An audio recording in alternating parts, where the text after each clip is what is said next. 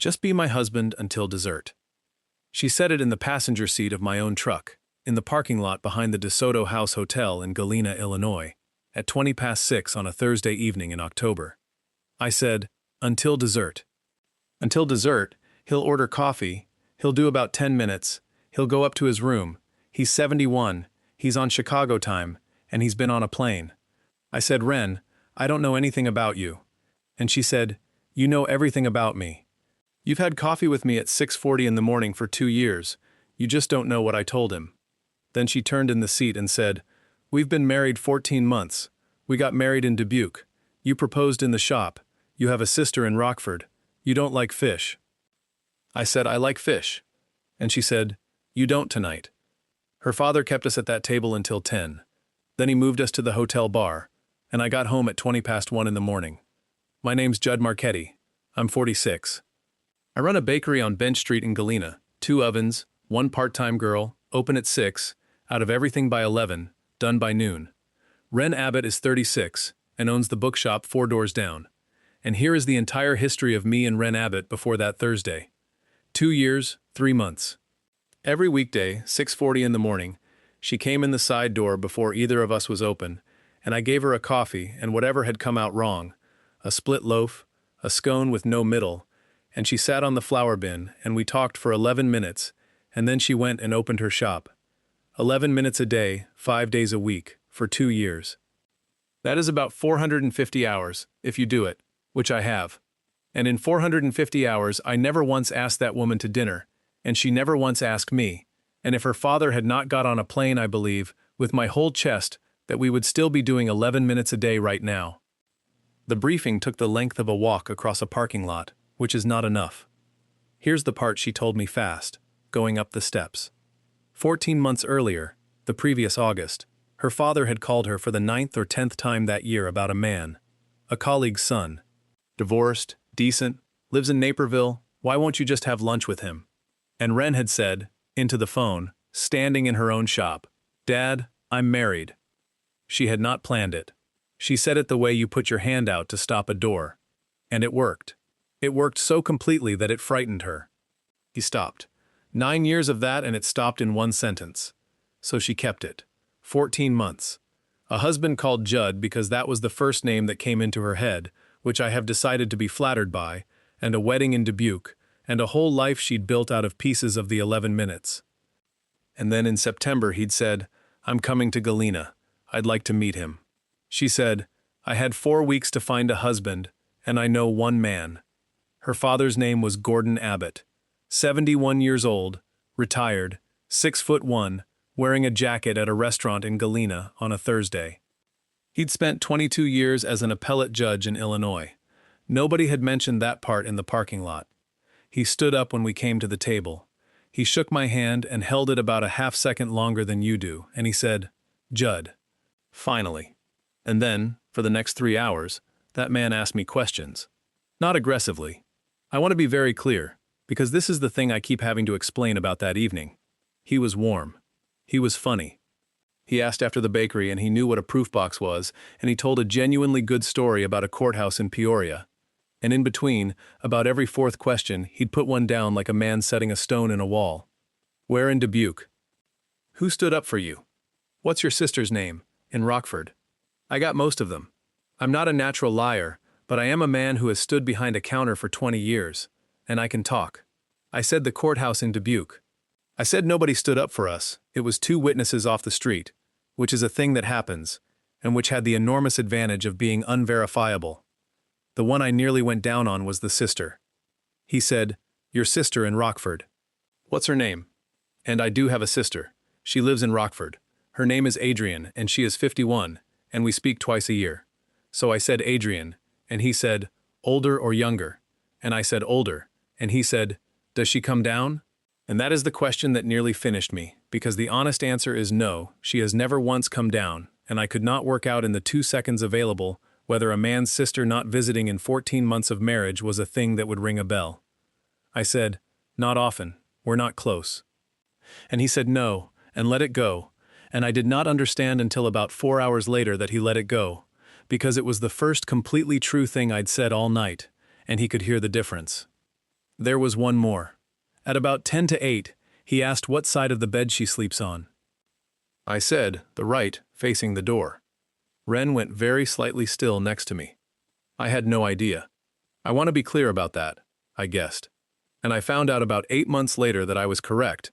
And when I told her I'd guessed, she said, "You didn't guess. You've watched me choose a chair 400 times. And Ren sat next to me with her hand on the table about 4 inches from mine, and did not touch it once, and every time I answered one she breathed out slightly, and I could feel it. If you're still with me, and I know this is where people decide whether they want the rest, do me one favor and hit subscribe, because at about 8:30 her father asked me a question that neither of us had prepared for, and my answer is the reason I'm telling you any of this. Now, dessert. Dessert came at 8:10. Bread pudding, 2 spoons, and she'd ordered it early on purpose. She said, "Dad, you must be exhausted." And Gordon Abbott looked at his watch and looked at his daughter and said, "I'm all right. Judd, would you have another coffee with me?" And I said yes, because what else does a man say? That's the moment I'd point to if you asked me where the evening turned. Because after that, she stopped steering it. She just sat back and let it happen, and I've since asked her why, and she says she doesn't know, and I think she does. At 8:30, he said, "How did you ask her?" And I had nothing. That one wasn't in the parking lot. So I told him the truth, and I dressed it as a lie. I said that she comes into my kitchen at 6:40 every morning before either shop is open and sits on the flour bin, and that I've given her the broken things off the tray for 2 years because you can't sell a split loaf. And I said that one morning I put a good one down instead. A whole one, nothing wrong with it. And she looked at it, and looked at me, and didn't say anything, and that was it. That is exactly what I have wanted to do for about 18 months, and never done. There was a silence at that table of maybe 4 seconds. And Ren Abbott, sitting on my left, put her hand flat on the tablecloth and did not look at me at all. Her father said, "That's a good one." And then, quieter, "That sounds like her." At 9, he asked what I loved about her. I said she is the only person I have ever met who does not fill a silence. I said she will let a thing sit for 11 seconds if it needs 11 seconds. I said I have been talking to customers since I was 26, and she is the first person who ever let me finish. He said, "Yes. Just that. Yes." And at 9:30 he asked whether we wanted children, and Ren said, "Dad," and he said, "Fair enough," and moved on, and that was the only time all night he backed off anything. At 10 the restaurant closed, and he said, "The bar at the hotel goes till 12, and she said, "Dad." And he said, "Ren, I've come 600 miles. So we went to the bar at the DeSoto house and sat in a corner under a lamp, and he ordered a whiskey and did not drink most of it, and for about an hour he talked about her mother, who died in 2015, and about the house in Winnetka. And I sat there and slowly understood that this man was stalling. He was doing exactly what she'd been doing at dessert, in the opposite direction. She'd been trying to end the evening, and he was trying to keep it going, and neither of them was doing it for the reason the other one thought. At about 11:20 he said, "I'm selling the house." Ren didn't say anything. He said, "There's a thing in it I want you to have, and I'm not going to post it, so you'll have to come. And I've been sitting here for 2 hours working out how to ask you, and I haven't managed it, so there it is." And she said, "Okay." And he said, "Right," and looked at his glass, and then he said the thing. He said, "Ren, there was no wedding in Dubuque. I have never in my life wanted so badly to be somewhere else." She said, "Dad." And he said, "I checked in September, before I booked the flight. There's no license in Joe Davis County, and there's none in Dubuque County, and there is none anywhere in Illinois or Iowa with your name on it." He was completely calm. He did not look at me one single time during any of it, which I have since decided was a kindness. He said, "So I have spent this entire evening watching my daughter bring me a man who agreed to do this for her, which told me considerably more than a license would have." Then he said, "And I know why you said it. You said it in the same voice you used at 27, in my kitchen, about Daniel, and I have had 14 months to work out that you said it to hurt me, and that you were entitled to." And Ren Abbott put both hands over her face at a table in a hotel bar in her own town. I found out the rest of it later, in the truck. 9 years ago she was engaged, a man called Daniel, and her father sat her down and gave her 20 minutes of reasons, and he was extremely good at giving reasons, and she called it off in the November. Daniel married somebody else in 2019. She had not been with anybody since 9 years. And when her father would not stop calling her about colleagues' sons, she reached for the one sentence she knew would land, and it landed, and it kept landing for 14 months. On the sidewalk outside the DeSoto house at about 10 to midnight, Gordon Abbott said to his daughter, "I was wrong about Daniel, and I have known it since about 2018, and I did not have the nerve to say so until tonight." And she said, "Why tonight?" And he said, "Because I'm 71 and I sold the house." He went up, and the two of us stood on Main Street in Galena at midnight. And she said, "I'm so sorry." That was... And I said, "Ren, I need to tell you something and then I'm going to drive you home and not say anything else." I said, "About 11 of the things I said tonight weren't lies." She said, "I know." I said, "You know?" And she said, "Judd, I ordered the dessert at 8:10 because I was terrified of what you were going to say next. And then he kept us there for 4 more hours, and you kept saying it." Then she said, "Which 11?" And I said, "The loaf." And she stood there on the sidewalk and cried for about a minute, and I did not touch her, and then I drove her home. That was 2 years ago, in October. I want to be honest that it was clumsy for a while. You cannot spend 2 years at 6:40 in the morning not saying a thing and then say it and have Friday be normal. We were terrible at it for about a month. She stopped coming to the bakery for 9 days, and I have never been so unhappy about a scone in my life. She came back on a Tuesday and sat on the flour bin and said, "Are we doing this or are we going back to 11 minutes?" And I said we were doing it. Gordon sold the house in the March.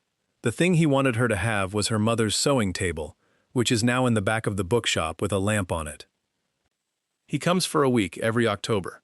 He and I get on in a way that would be a whole other story, and he still asks me questions, and I answer them honestly now, which he finds much less interesting. We got married in June, in Dubuque, which we did as a joke that stopped being a joke about halfway through the drive. 2 witnesses off the street. I told him afterward that the whole story I'd given him at that table was now true, retroactively, every word. And he said, "Judd, it was true at the table. That's how I knew." One last thing. Her father spent 9 years telling her who to marry, and 9 years earlier than that he talked her out of the one she'd picked.